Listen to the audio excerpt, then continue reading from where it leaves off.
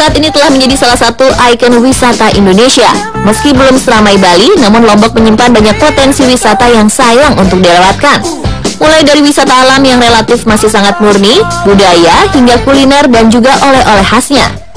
Dan justru karena udaranya yang masih segar dan lingkungan yang belum begitu ramai, menjadi magnet tersendiri bagi para wisatawan untuk berkunjung ke pulau yang masuk dalam Provinsi Nusa Tenggara Barat ini. Untuk menuju ke Pulau Lombok bisa dilakukan melalui perjalanan laut dari Pulau Bali atau langsung menggunakan pesawat udara menuju Bandara Internasional Lombok yang terletak di Kabupaten Lombok Tengah. Ada keunikan dan hal menarik apa saja di Lombok? Berikut Spotlight merangkum informasinya khusus untuk Anda.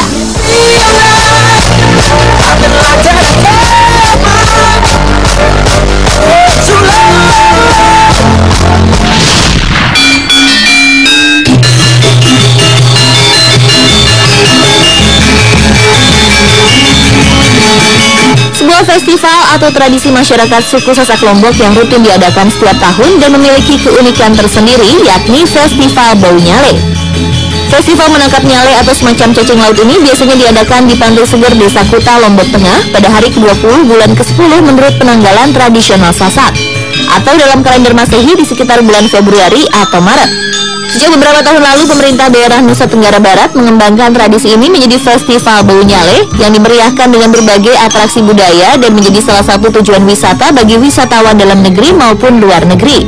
Bau Nyale sendiri berasal dari legenda yang dipercaya oleh masyarakat suku Sasak Lombok, di mana dulu ada seorang putri Mandalika yang sangat cantik dan berbudi pekerti baik yang sangat dicintai oleh seluruh masyarakat Lombok.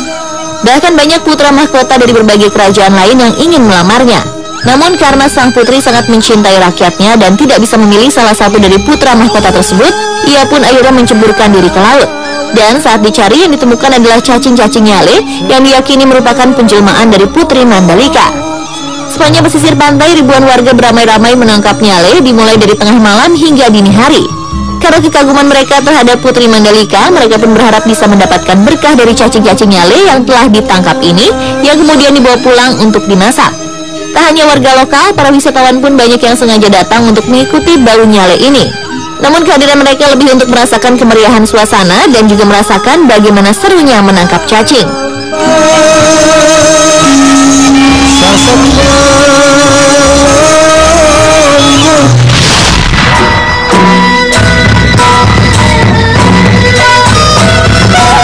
Berikutnya adalah Desa Sade yang terletak di Kabupaten Lombok Tengah. Desa Sade dijadikan sebagai desa wisata oleh pemerintah setempat karena masih mempertahankan tradisi asli dari suku Sasak.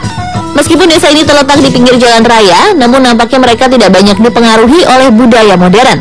Setiap harinya Desa Sade banyak dikunjungi oleh para wisatawan baik dari dalam negeri maupun luar negeri yang ingin mengetahui lebih dekat budaya suku Sasak. Selama di sana Anda akan ditemani oleh pemandu lokal yang akan menjelaskan berbagai hal mengenai Desa Sade. Jika sedang beruntung, Anda bisa juga mendapatkan sambutan berupa tarian gendang belek dan tari amak tempenges yang merupakan kesenian khas suku Sasak. Sejak zaman kerajaan dulu, gendang belek merupakan tarian yang biasanya diadakan untuk menyambut tamu-tamu penting.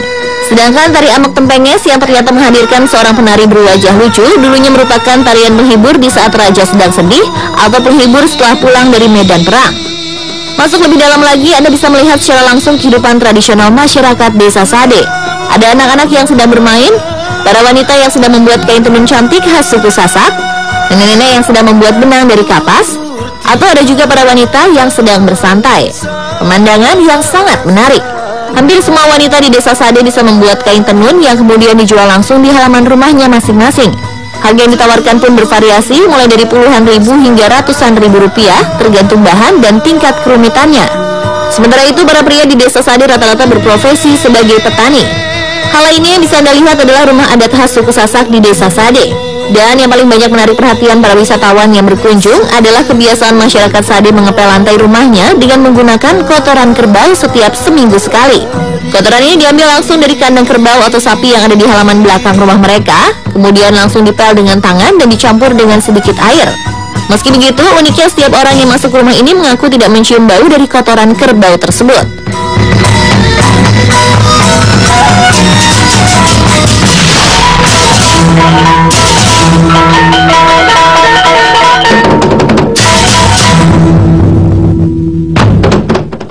Dan yang tak kalah penting dari berwisata ke Lombok adalah Lombok memiliki pantai-pantai yang sangat cantik, salah satunya adalah Pantai Kuta. Pantai Kuta yang selama ini kita ketahui ternyata tidak hanya terdapat di Bali, tetapi juga di Lombok. Pantai Kuta berlokasi di Desa Kuta, Lombok Selatan, di mana perjalanan menuju Pantai Kuta ini searah dengan Desa Sade. Juga tak jauh dari Bandara Internasional Lombok, yakni sekitar setengah jam perjalanan. Sedangkan dari Kota Mataram berjarak sekitar 56 km. Meski belum begitu banyak hotel berbintang di kawasan Pantai Kuta ini, namun fasilitas penginapan dan tempat makan yang cukup banyak serta fasilitas lainnya membuat Pantai Kuta paling ramai dikunjungi oleh turis lokal maupun turis asing dibanding pantai-pantai di bagian selatan Pulau Lombok lainnya. Pantai Kuta yang dijadikan tempat perayaan Bau Nyale ini memiliki keindahan khas dengan landscape yang berpadu dengan karang pantai dan dipagari dengan bukit hijau nan indah serta pasir pantainya yang sangat unik. Keunikan dari pasir di pantai ini adalah bentuknya yang bulat dan memiliki tekstur seperti merica. Air lautnya yang begitu jernih dan bersih mengundang siapa saja untuk menceburkan diri ke laut. Berdekatan dengan Pantai Kuta Lombok terdapat Pantai Tanjungaan yang tak kalah indahnya. Namun berbeda dengan Pantai Kuta, fasilitas di Pantai Tanjungaan masih sangat minim sehingga membuat pantai relatif lebih sepi. Namun justru itulah kelebihan dari Tanjungaan yang banyak digemari oleh para wisatawan karena kealamiannya dan suasana tenang yang akan didapat jika berkunjung ke pantai ini. Sama seperti Pantai Kuta, Tanjungaan sering juga disebut sebagai Pantai Pasir Merica dikarenakan bentuk pasirnya yang bulat besar layaknya merica. Selain Kuta dan Tanjungaan, banyak pantai lain di Lombok yang sangat menarik untuk dikunjungi. Beberapa di antaranya adalah Pantai Senggigi yang sudah sangat terkenal, dan tentu saja Pantai Gili Trawangan, Gili Meno, dan Gili Air yang masing-masing memiliki keunikan tersendiri.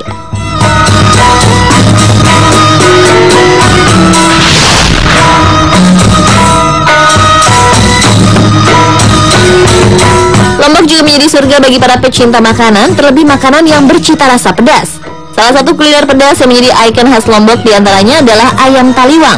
Ayam berbumbu pedas ini berasal dari Kampung Karang Taliwang, Kelurahan Cakra Utara, Kecamatan Cakra Negara, Kota Mataram, Nusa Tenggara Barat. Oleh karenanya masyarakat Lombok menyebutnya ayam taliwang. Rasa daging ayam taliwang sendiri relatif sama dengan daging ayam kampung pada umumnya, hanya saja ukurannya memang sedikit lebih kecil karena ayam yang dipilih adalah ayam yang masih berumur muda. Dan tidak lengkap rasanya mencicipi ayam taliwang jika tidak ditemani oleh plecing kangkung. Makanan khas ini begitu menggoda selera karena terbuat dari kangkung Lombok yang berbeda dengan kangkung di daerah lain. Kangkung Lombok memiliki tekstur yang lebih lembut dan warnanya hijau muda segar. Plecing kangkung sendiri biasanya disajikan dengan tambahan sayuran seperti toge, kacang panjang, kacang tanah goreng, ataupun urap.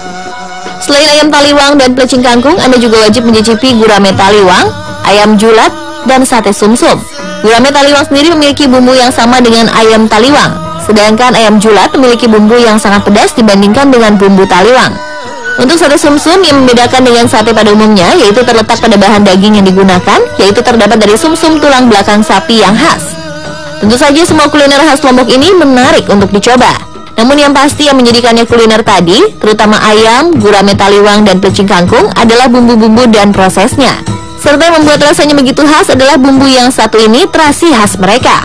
Dan beberapa tempat yang dapat Anda kunjungi adalah Rumah Makan Taliwang Irama serta 2M Bersaudara.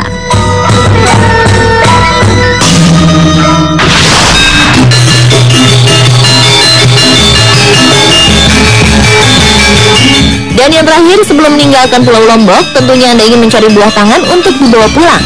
Banyak yang bisa dijadikan oleh-oleh dari Lombok, mulai dari makanan, kain, atau pakaian, hingga berbagai macam kerajinan tangan dan perhiasan mutiara.